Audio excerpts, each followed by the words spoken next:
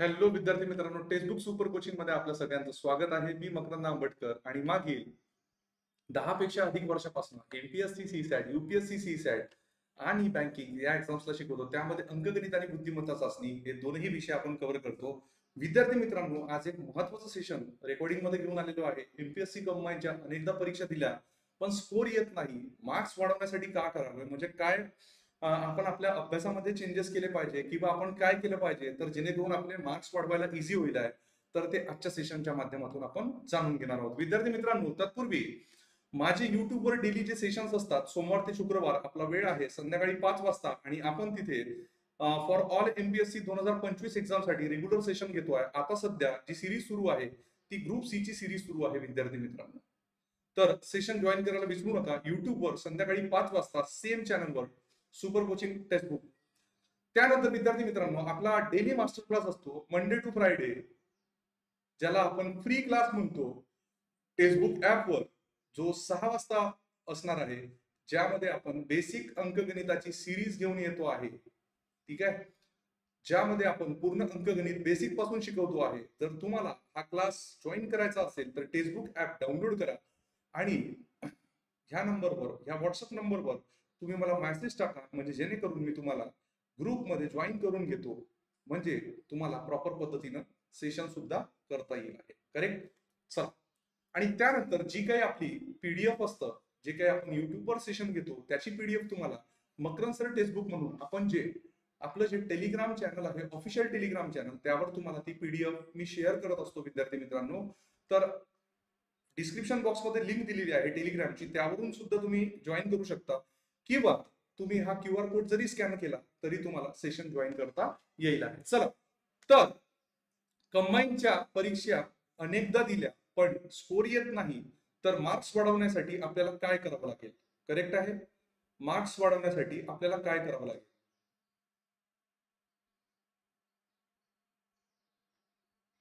Marks वाढवण्यासाठी काय करावं लागेल?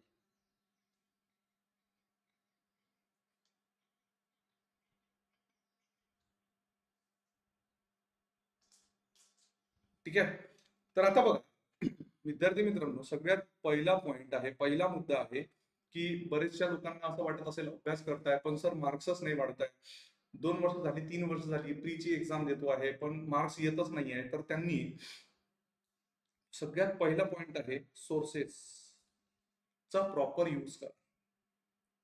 करेक्ट, प्रॉपर यूज करा. आता तुम्ही म्हणाल की सोर्सेसचा प्रॉपर यूज करा म्हणजे काय, की आपण कोणत्या विषयासाठी कोणतं बुक्स घेतो आहे, आपण जे बुक्स घेतलेलं आहे खरंच ते त्या पर्टिक्युलर विषयासाठी उपयुक्त आहे की नाही. मग जी आम्ही बुक लिस्ट दिली आहे तीच बुक लिस्ट आहे की तुम्ही वेगळ्या कोणत्या बुक्स मधून वाचत आहे, हे पहिलं जाणून घ्या. ठीक आहे, त्याच्यानंतर दुसरी गोष्ट म्हणजे जे तुम्ही नोट्स वाचत आहात त्या नोट्स तुम्ही प्रॉपर पद्धतीनं तयार केल्यात की नाही. म्हणजे नोट्समध्ये जे टॉपिक्स तुमच्या ज्या एक्झाम तुम्ही टार्गेट केलेल्या आहेत, जसं ग्रुप बी म्हणा किंवा ग्रुप सी म्हणा, तर त्या एक्झामसाठी तुम्ही जर सपोज कंबाईनच्या एक्झामसाठी ज्या नोट्स बनवलेल्या आहेत तर खरंच त्या एक्झामसाठी ते नोट्स उपयुक्त आहे का हे पहिलं जाणून घ्या. आणि जे शिक्षक सांगतात त्यानुसार प्रॉपर पद्धतीने नोट्स आणि जे काही पीडीएफ आहेत तर त्याच पद्धतीने तुम्ही नोट्स प्रिपेअर करा. करेक्ट आहे. त्यानंतर दुसरी गोष्ट म्हणजे विद्यार्थी मित्रांनो, जर तुम्ही टॉपिक वाईज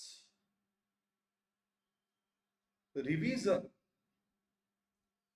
ठीक आहे, स्टार्ट केली नसेल, ठीक आहे, तर टॉपिक वाईज रिव्हिजन स्टार्ट करा. त्यामध्ये तुम्हाला प्रत्येक सब्जेक्ट कव्हर अप करत न्यावं लागेल, प्रत्येक सब्जेक्ट. आता तुम्ही म्हणाल की सर हे कसं शक्य आहे टॉपिक वाईज रिव्हिजन?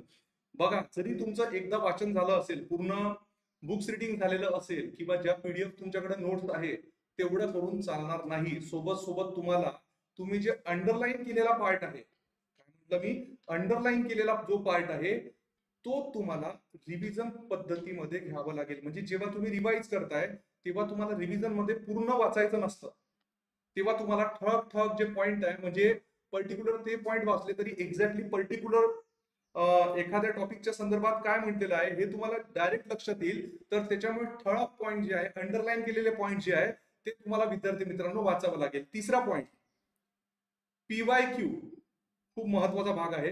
PYQ च अनालिसिस. ठीक आहे. तर प्रिव्हियस इयर क्वेश्चन पेपरचं तुम्ही अनालिसिस करताय की नाही? म्हणजे जे जवळपास 5 ते 7 वर्षाचे मागील जे पेपर आहे, 5 ते 7 म्हणण्यापेक्षा मी 5 वर्षाचे मागील पेपर म्हणेन. ठीक आहे. तर त्याच्यामुळे काय होईल की तुमचं एक्झॅक्टली जो अप्रोच आहे अभ्यासाचा, की कशा पद्धतीनं क्वेश्चन येतात आणि कशा पद्धतीनं आपल्याला अभ्यास करायचा आहे, हा अप्रोच तुमच्या लक्षात येईल.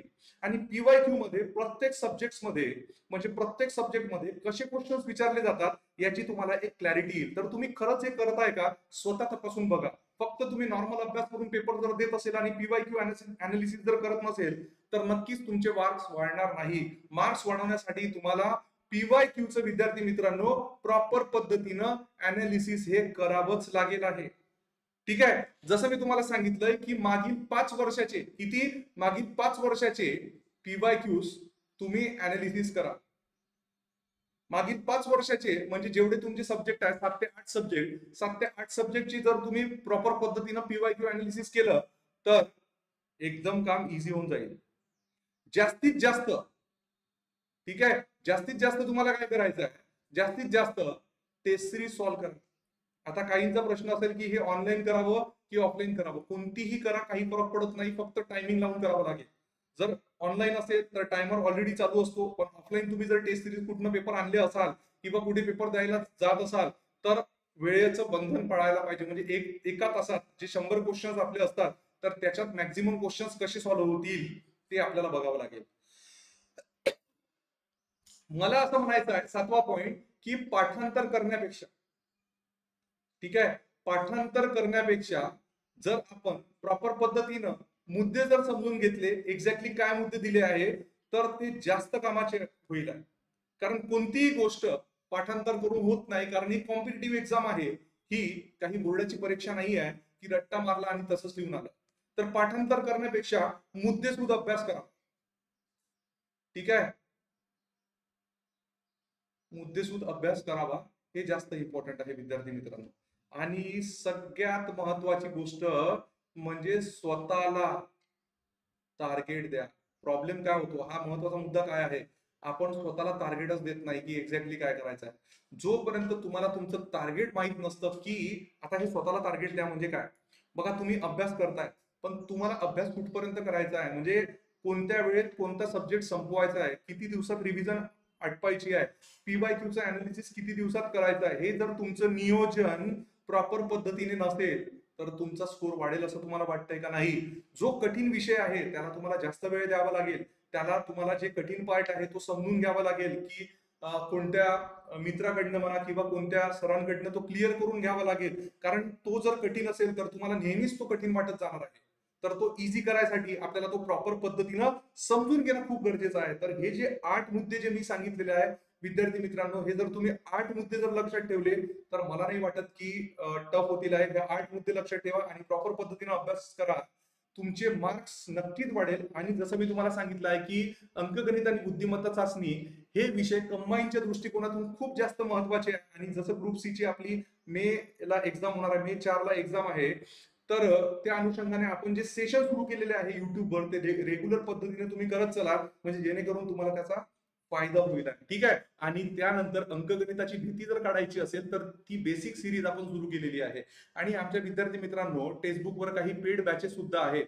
जर तुम्हाला कंबाईनची फुल तयारी करायची असेल प्री मेन्सची 2025 साठी, तर त्यामध्ये आपण हे सगळे पेड बॅच मध्ये फीचर्स देत आहोत. लिंक तुम्हाला डिस्क्रिप्शन बॉक्स मध्ये भेटून जाईल. त्या लिंकवर फक्त तुम्हाला क्लिक करायचं आहे आणि जॉईन नावच्या ऑप्शनवर क्लिक केल्यानंतर तुम्हाला अप्लाय कुपन कोड मध्ये मकरंद हा कॅपिटल लेटर मध्ये कोड टाकायचा आहे, म्हणजे जेणेकरून तुम्हाला डिस्काउंट सुद्धा भेटेल. आणि विद्यार्थी मित्रांनो एनसीआरटी फाउंडेशन कोर्स आपण वेगळा सुरू केलेला आहे, त्यामध्ये तुम्हाला सगळे हे फीचर्स भेटून जाईल आहे. ठीक आहे. आणि यशोदय 4.0 बॅच ही राज्यसेवेसाठी अजूनही तुमच्याकडे जवळपास 6 ते 7 महिने उपलब्ध आहे. तर तुम्ही आताही जरी प्रिपरेशन सुरू केलं तरी तुमचं योग्य रीतीने प्रिपरेशन सुरू होईल. तर तुम्ही ही बॅच सुद्धा जॉईन करू शकता विद्यार्थी मित्रांनो. आणि रेग्युलर मकरंद सरांचे सेशन स्ट्रिक्ट पद्धतीने आपल्या टेक्स्टबुक सुपर कोचिंग या प्लॅटफॉर्मवर अंकगणित आणि बुद्धिमत्तेचे करत चला, जेणेकरून तुम्हाला नक्कीच फायदा होईल आहे. आणि आपलं जे युट्यूबचं सेशन आहे याला नक्कीच तुम्ही 5 वाजता जॉईन करा आणि 6 वाजता बेसिक अंकगणिताची सिरीज म्हणजे तुमचं जे कंबाईनचं जे प्रिपरेशन आहे ते चांगल्या पद्धतीने होईल. आणि मकरंद सरांशी कनेक्ट व्हायचं असेल तर हा व्हॉट्सअप नंबरला नक्कीच मला मेसेज करा. मुलांचा आणि मुलींचा सेपरेट ग्रुप आहे, त्या ग्रुपवर मी तुम्हाला जॉईन करून घेईल. So thank you so much my dear friends. पुन्हा एका व्हिडिओसह भेटूया. तोपर्यंत तुम्ही तुमची काळजी घ्या. Thank you so much.